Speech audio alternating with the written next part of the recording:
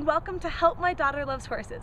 I'm Allie, and I'm here to help you enjoy horses in a fun, safe way.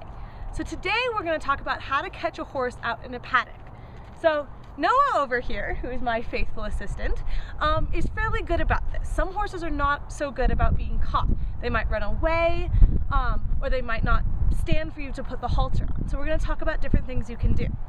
First, and the most important thing, is to protect yourself. So make sure you don't back yourself into a corner of a paddock. Make sure you always have an exit that you can get to without going through the horse. So another thing that sometimes helps is to have a little motivation for the horse to come see you. This is a Nature Valley oats and honey granola bar, and Noah is crazy about them. So all I have to do is crinkle them and he will come to me. And having a treat is often a good idea because it makes the horse actually, it gives him an incentive, it rewards him, tells him good boy for coming over to see you.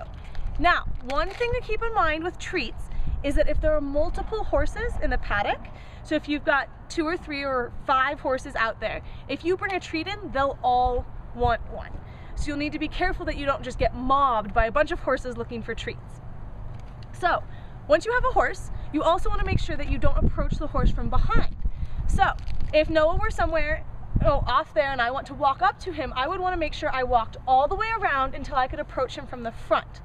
And this is because if you remember, horses have a blind spot directly behind them. So if you walk up to a horse and he doesn't see you coming, you might surprise him and that will really scare him. And he might accidentally kick you or run away from you because he didn't know you were there. So once you have approached the horse from the front, it's often best to actually approach them on the left-hand side. And that's because your halter buckles on the left side of the horse. So once your horse has come up to you like this, so let's see if I can get him to actually show you how to do this. All right, Noah, back up, go away. All right, stand, stand, nope, stand right there.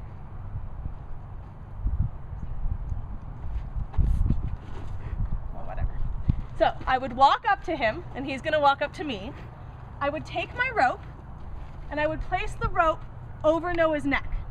And this way, if he decides he wants to leave, I can say, no, I want you to come with me.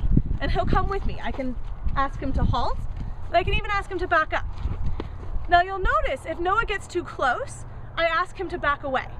So I say, no, Noah, this is my space. And you should always make sure to protect your space when you're working with a horse, especially if he doesn't have a halter on him yet. So now I've got the rope around his neck. So the next thing I do is I unbuckle the halter, and I just do that by holding the buckle and pushing down the strap, and it comes undone. Then I can take the strap out. Then I stand to the left of Noah and I take the loop and I put it over his nose. So once I've got it over his nose, I take the strap, throw it over his neck, and I buckle it. So now I have my horse. Then I take the rope off his neck, and what I do is I take all of the extra rope and I put it in my left hand. And when I put it in my left hand, you'll notice I haven't looped it, because if I do and he were to pull, it would pull tight around my hand. So you always make sure that your hand can come free of a rope. So now that I've got Noah, I place my right hand right below his lead, holding onto the lead rope, and I can ask him to go any way I want. So if I want him to go right, I push the rope to the right, and he walks.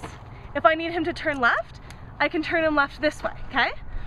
All turns, if possible, should be done by pushing the horse away from you, because it's safer to push a horse away from you than to pull a horse towards you. Now, when a horse walks, his head should be at your shoulder. And this is so that most of him is behind you. If you're here, you put yourself in a little bit of danger because he's got such a big body, and if he steps sideways, he'll run into you. Here, all he can do is whack me with his head, which is much better than him whacking me with his, 1,000-pound body. So, I'm gonna walk around and just kind of show you what it looks like to lead a horse. So I'm gonna say, come on, Noah, let's walk.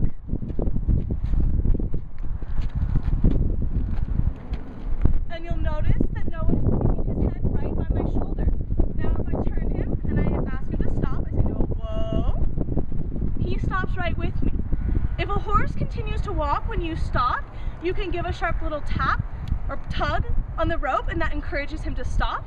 You can also ask a horse to back up in a halter.